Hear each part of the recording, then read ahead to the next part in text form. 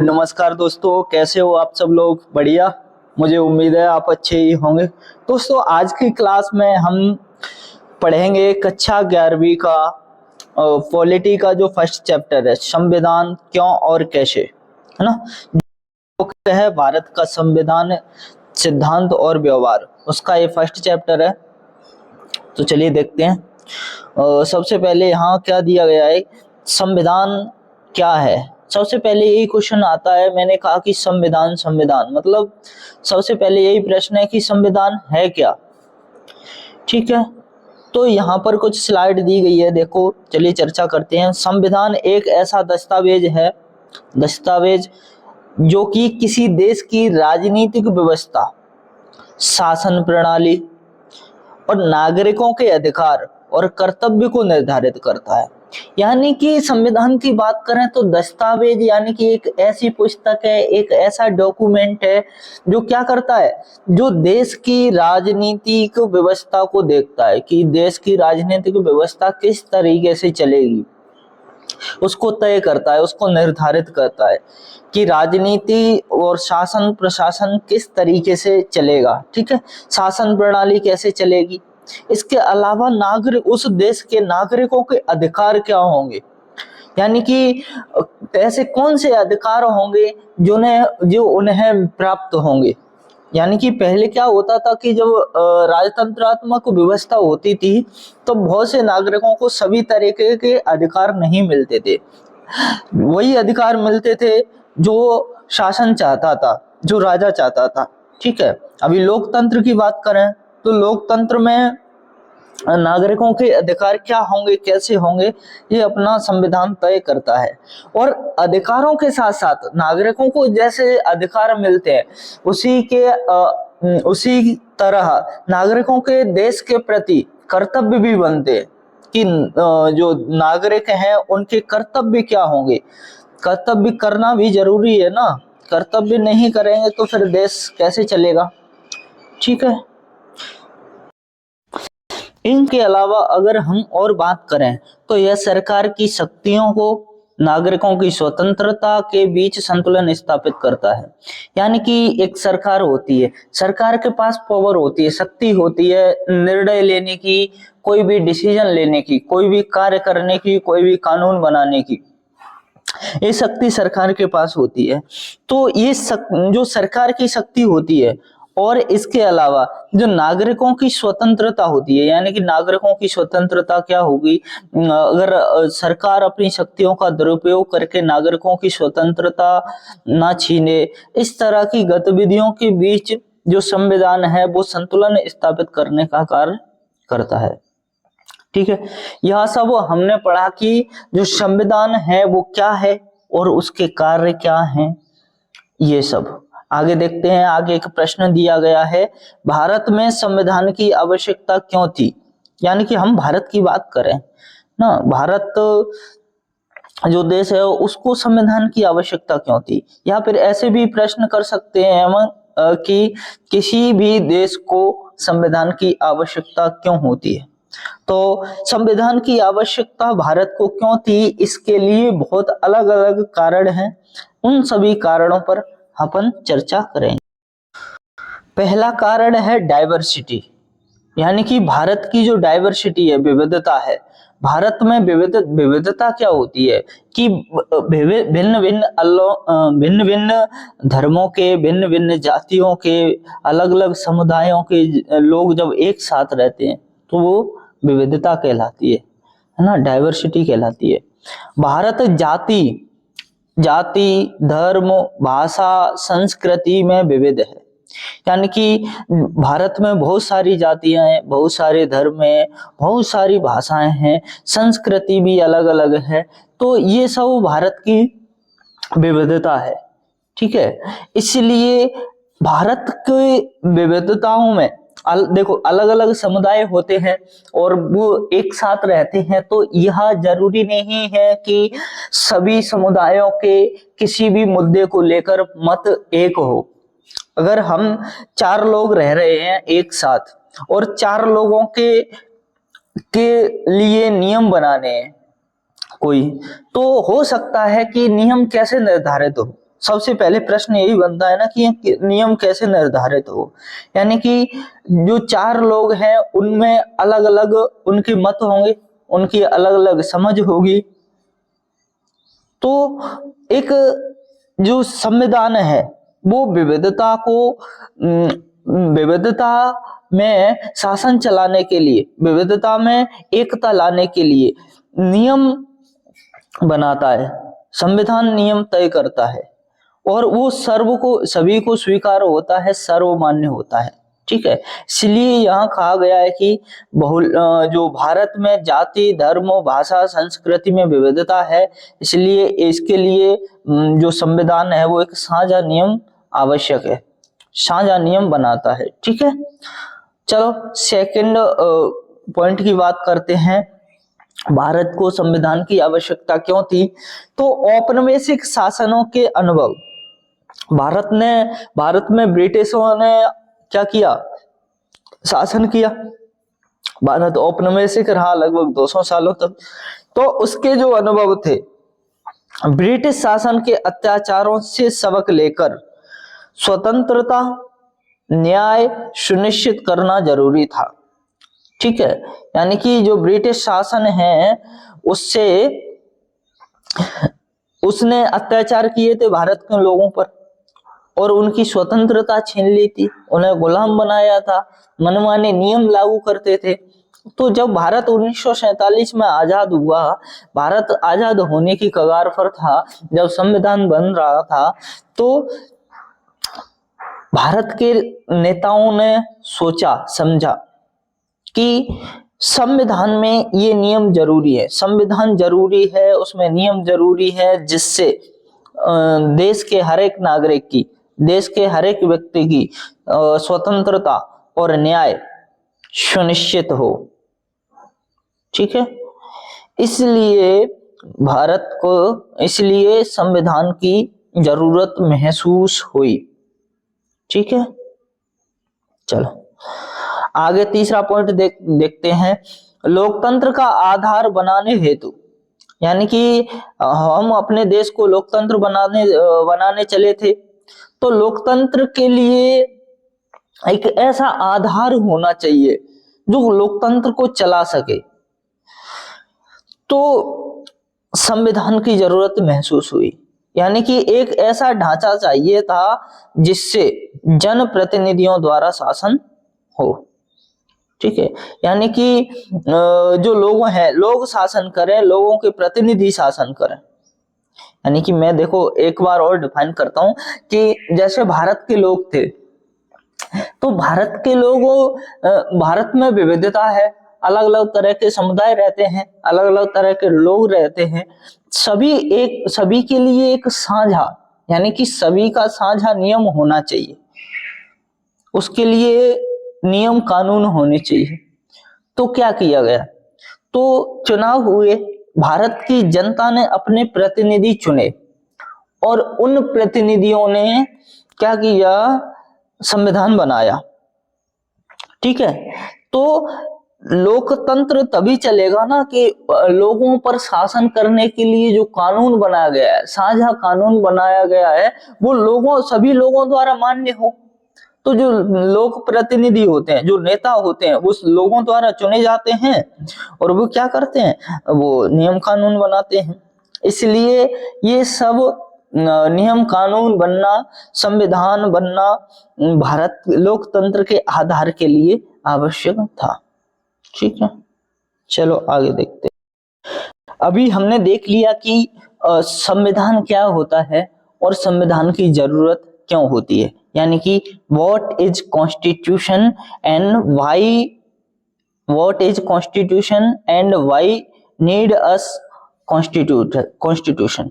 ठीक है, कॉन्स्टिट्यूशन की हमें जरूरत क्यों होती है। ठीक है, ये सब देख लिया अपन ने। चलो आगे देखते हैं संविधान निर्माण की प्रक्रिया। अब देखते हैं कि संविधान का निर्माण कैसे हुआ। संविधान की हम बार बार चर्चा कर तो रहे हैं, लेकिन ये देखें कि संविधान बना कैसे।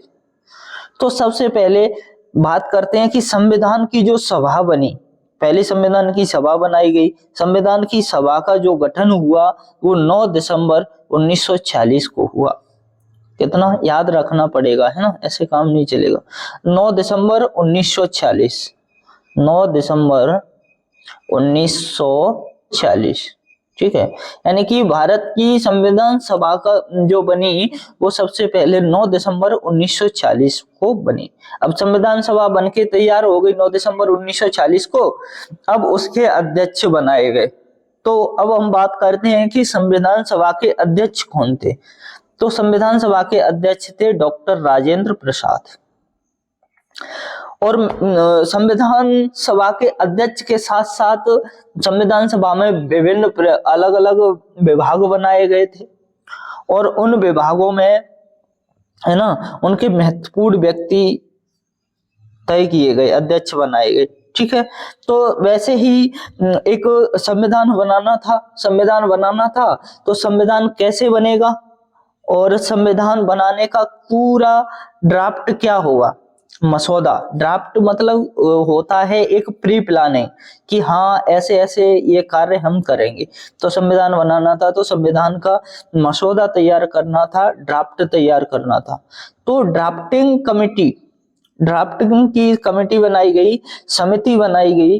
तो जो ड्राफ्टिंग कमेटी के एक महत्वपूर्ण सदस्य थे, उन्हें प्रमुख बनाया गया। महत्वपूर्ण सदस्य थे डॉक्टर भीमराव अंबेडकर। तो ड्राफ्टिंग कमेटी के सदस्य थे डॉक्टर भीमराव अंबेडकर, ठीक है। और इसी तरीके से अन्य समितियां भी बनाई गई, उन्हें यहाँ अभी परिभाषित नहीं किया गया है, चलो आगे देखेंगे। अन्य समितियां भी बनाई गई और उनके महत्वपूर्ण व्यक्ति बने, ठीक है। अब बात होती है कि संविधान की बैठकें हुई, चर्चा हुई और नियम बनाए गए, कानून बनाए गए और सारी प्लानिंग हुई। इस संविधान को बनाने की प्लानिंग में समय कितना लगा, इसकी चर्चा करें हम। तो इस संविधान को बनाने की प्लानिंग में जो समय लगा वो 2 वर्ष 11 महीने 18 दिन। यानी कि अपन प्रश्न बनता है कि संविधान को बनाने में कितना समय लगा, तो 2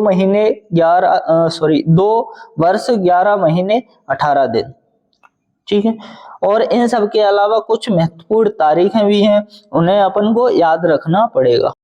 कुछ महत्वपूर्ण तारीखों में से पहली तारीख है कि संविधान को स्वीकार कब किया गया, अंगीकृत कब किया गया, अपनाया कब गया। तो सबसे पहले जो संविधान बनकर तैयार हो गया 2 वर्ष 11 महीने 18 दिन में, तो 26 नवंबर 1949 को संविधान को अंगीकृत किया गया, अपनाया गया, ठीक है। और इसके बाद 26 नवंबर को अपना तो लिया गया लेकिन लागू नहीं किया गया। तो जो संविधान को लागू करने की जो तिथि है वो 26 जनवरी 1950 है। इसलिए और इस दिन हम गणतंत्र दिवस भी मनाते हैं। गणतंत्र दिवस क्यों मनाते हैं? गणतंत्र दिवस इसलिए मनाते हैं 26 जनवरी को क्योंकि उसी दिन हमारे भारत का संविधान लागू हुआ था, ठीक है। अच्छा, 26 जनवरी को ही जो संविधान है उसे लागू क्यों किया गया? 26 जनवरी की तिथि ही क्यों चुनी गई संविधान को लागू करने के लिए? इसका कारण बता सकते हैं क्या आप? तो देखो 26 जनवरी की 1900 क्या हुआ था कि 26 जनवरी की तारीख इसलिए चुनी गई क्योंकि इस दिन से करीब 20 साल पहले 1930 में 26 जनवरी 1930 में भारतीय राष्ट्रीय कांग्रेस ने पूर्ण स्वराज की घोषणा की थी, ठीक है। इसलिए 26 जनवरी 1930 को स्वतंत्रता दिवस के रूप में भी मनाया जाता था संविधान लागू करने से पहले। लेकिन भारत 15 अगस्त 1947 को स्वतंत्र हुआ तो 15 अगस्त को स्वतंत्रता के रूप में मनाने लगे और 26 जनवरी को संविधान लागू हुआ, इसलिए हम इसे गणतंत्र दिवस के रूप में मनाने लगे। आई होप ये सारी चीजें तुम्हें क्लियर हो गई होंगी, ठीक है। चलो आगे देखते हैं संविधान क्या होता है, संविधान की जरूरत क्यों होती है, संविधान बनाने की प्रक्रिया में कितना समय लगा, ये सारी चर्चाएं अभी तक हमने की। अब हम देखेंगे कि संविधान की विशेषताएं क्या होती हैं, ठीक है। तो भारत के संविधान की विशेषताओं की बात करें तो भारत का संविधान विश्व का लिखित और सबसे लंबा संविधान है। ठीक है, ये याद रखना पड़ेगा अपन को कि भारत का जो संविधान है वो विश्व का सबसे लिखित और लंबा संविधान है। ठीक है, भारत के इन सब के अलावा भारत की और विशेषताएं भी है, जैसे संप्रभु। भारत का संविधान भारत को संप्रभु राज्य, संप्रभु देश बनाता है, समाजवादी बनाता है, ठीक है, धर्मनिरपेक्ष बनाता है, सेकुलर, ठीक है, लोकतंत्र बनाता है भारत का संविधान। यानी कि भारत का संविधान भारत को एक लोकतांत्रिक गणराज्य बनाता है।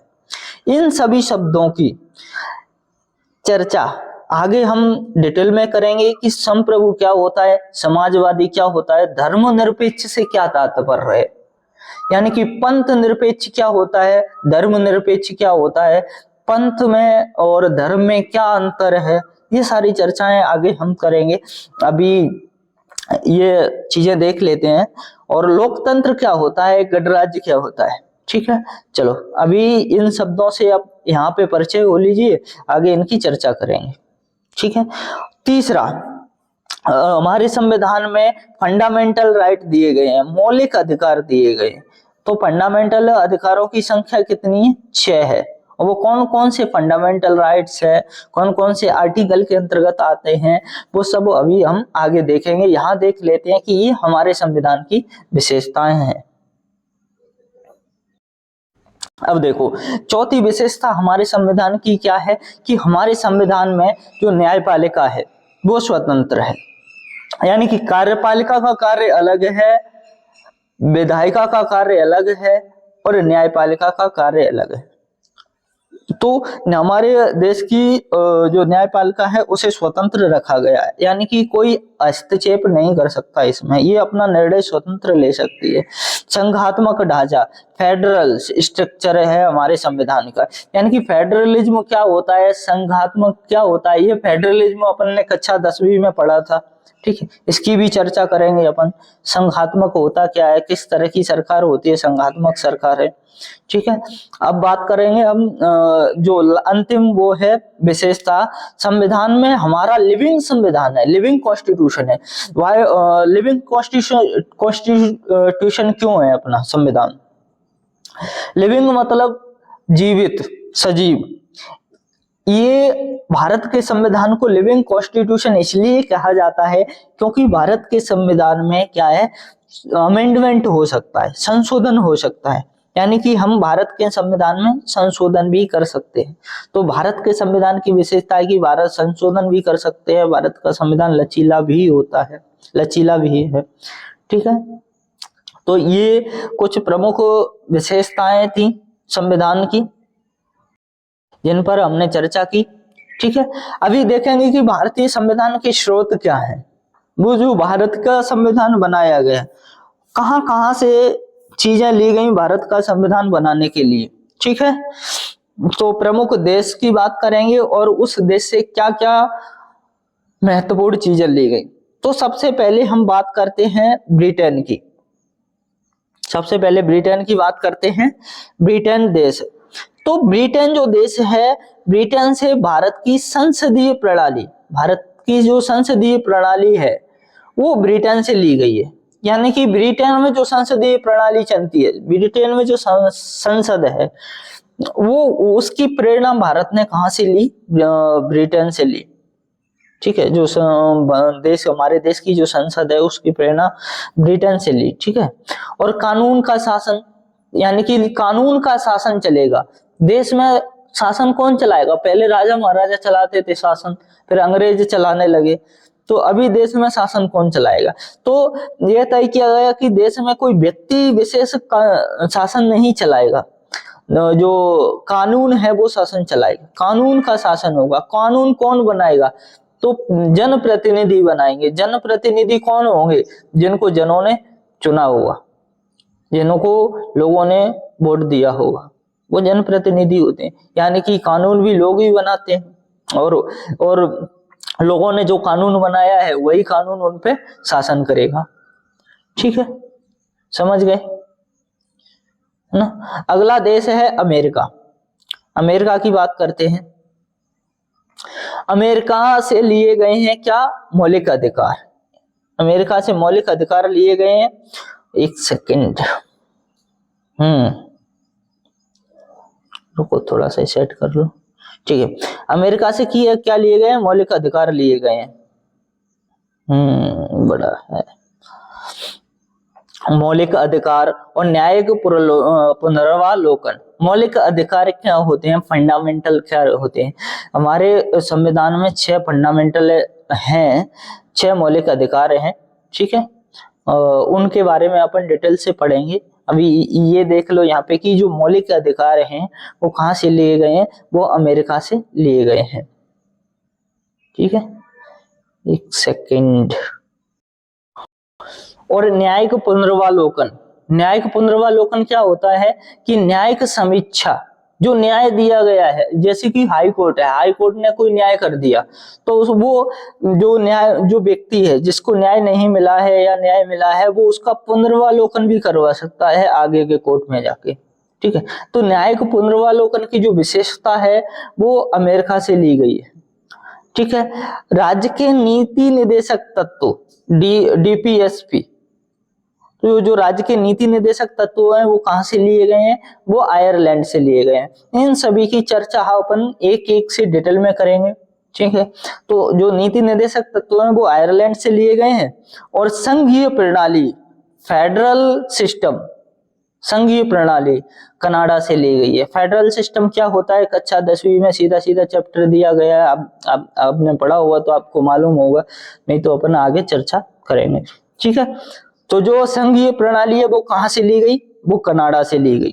ठीक है, यानी समवर्ती सूची। भारत के संविधान में कितनी सूचियां हैं? भारत के संविधान में 3 सूचियां हैं। ठीक है, तो उनमें से एक समवर्ती सूची है, वो कहाँ से ली गई? ऑस्ट्रेलिया से ली गई। समवर्ती सूची ऑस्ट्रेलिया से ली गई। ठीक है, और समाजवाद, हम भारत क्या है? समाजवादी पंथ निरपेक्ष देश है। तो जो समाजवाद शब्द है, समाजवाद की जो विशेषता है वो हमने कहाँ से अपनाई? वो रूस से अपनाई। ठीक है, तो ये संविधान के सोर्स हैं, स्रोत हैं, जहां से हमारे संविधान के लिए ये लिए गए सोर्स, सीधे प्रेरणा ली गई। देखो अब बात चर्चा आती है क्या सर ये जो चीजें हैं, संघीय प्रणाली हो गई, समाजवाद हो गया, संसदीय प्रणाली हो गई, क्या वैसी की वैसी ही ले ली गई होंगी उन्हीं देशों से? नहीं। तो जवाब है नहीं। हमारे संविधान निर्माताओं ने जो चीजें ली तो है, प्रेरणा ली तो है, लेकिन स्वविवेक लगा के उनको संशोधित करके हमारे देश में अपनाए, क्योंकि हमारा देश अलग है, उनका देश अलग है, हमारी विशेषताएं अलग है, बहुत सारी चीजें। तो किसी से नकल नहीं की है। आलोचना करने वाले बोलते हैं कि भारत का संविधान उधारी का संविधान है, दूसरे देशों से लिया गया है। देखो प्रेरणा ली गई है, सिस्टम देखा गया है, लेकिन स्वविवेक भी लगाया है भारत के संविधान निर्माताओं ने। ठीक है, अब बात करेंगे हम कि भारत के संविधान पढ़ तो लिया हम। ठीक है, जो प्रस्तावना है, प्रियम्बल है, उद्देशिका है, वो उसके बारे में थोड़ी सी चर्चा दी गई है यहाँ पे, उसके बारे में भी देख लेते हैं। ठीक है, तो संविधान की जो उद्देशिका है, संविधान की जो प्रियम्बल है, वो कहाँ से शुरू होती है? हम भारत के लोग भारत को एक संपूर्ण प्रभुत्व संपन्न समाजवादी पंथ निरपेक्ष, है ना, इस तरीके से जो भारत की प्रियम्बल है, उद्देश्य का है, वो शुरू होती है, और शायद आपको याद भी होनी चाहिए, है ना। तो हम भारत के लोग से भारत की उद्देश्य का शुरू होती है। इसमें भारत को संप्रभु, समाजवादी, धर्मनिरपेक्ष, लोकतांत्रिक गणराज्य घोषित किया गया है। यानी कि भारत की उद्देश्य का है, भारत की जो प्रस्तावना है संविधान की, भारतीय संविधान की जो प्रस्तावना है, उसकी क्या क्या विशेषता बताई गई है, उसमें देश को कैसा बनाया गया है, भारत को तो संप्रभु बनाया गया है, समाजवादी बनाया गया है, धर्मनिरपेक्ष बनाया गया है, लोकतांत्रिक बनाया गया है। ये सारी विशेषताएं हैं भारत के संविधान की। और जो भारत की संविधान की विशेषताएं हैं वो भारत की विशेषताएं, क्योंकि भारत किससे चलता है? संविधान से। ठीक है। इसके अलावा उद्देशिका में किस किस की बात की गई है? तो न्याय, स्वतंत्रता, समानता और बद्धता की बात की गई है। देखो, ये एक एक शब्द बहुत अपने आप में बहुत गहरा अर्थ रखता है। न्याय, कैसा न्याय, किस तरह के न्याय? स्वतंत्रता, किस तरह की स्वतंत्रता? अनुच्छेद आर्टिकल 19 के अकॉर्डिंग 6 प्रकार की स्वतंत्रता बताएगी। तो ये एक एक शब्द अपने आप में बहुत गहरा मतलब रखते हैं, तो इन्हें अपन एक एक से अलग अलग वीडियो में कवर करेंगे। तो यहाँ तो केवल अपन शब्दों से परिचित हो रहे हैं। ठीक है। न्याय, स्वतंत्रता, समानता, बंधुता की बात की गई है प्रियम्बल में। चलो आगे देखते हैं। अब कुछ महत्वपूर्ण प्रश्न हैं, उन्हें भी देख लेते हैं। सबसे पहला महत्वपूर्ण प्रश्न है कि संविधान सभा के अध्यक्ष कौन थे? अभी अपने पढ़ा था, डॉक्टर राजेंद्र प्रसाद। भारतीय संविधान कब लागू हुआ था? 26 जनवरी 1950 में। ठीक है। आगे, संविधान की प्रस्तावना में कौन कौन से शब्द जोड़े गए थे 42वें संशोधन से? तो समाजवादी, धर्मनिरपेक्ष और अखंडता, ये 3 शब्द ऐसे हैं जो 42वें संशोधन से हमारे संविधान में जोड़े गए थे। यानी कि मूल संविधान में ये 3 शब्द नहीं थे, समाजवादी, धर्मनिरपेक्ष और अखंडता। ठीक है। अगला प्रश्न है, संविधान सभा का गठन किस योजना के तहत हुआ था? तो कैबिनेट मिशन योजना के तहत हुआ था। कैबिनेट मिशन योजना बनाई गई थी, कैबिनेट।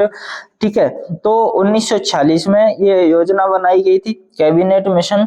उसी के अंतर्गत संविधान सभा का गठन किया गया। ठीक है।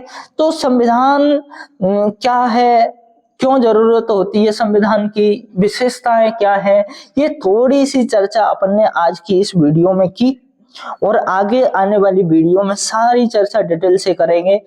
ठीक है। सभी की विशेषताएं भी बताएंगे, एक एक शब्द का अर्थ, महत्व, सारी चीजों की चर्चा करेंगे। धन्यवाद। तो मिलते हैं अगली वीडियो में, बने रहिए और सब्सक्राइब जरूर कर लीजिए। ठीक है।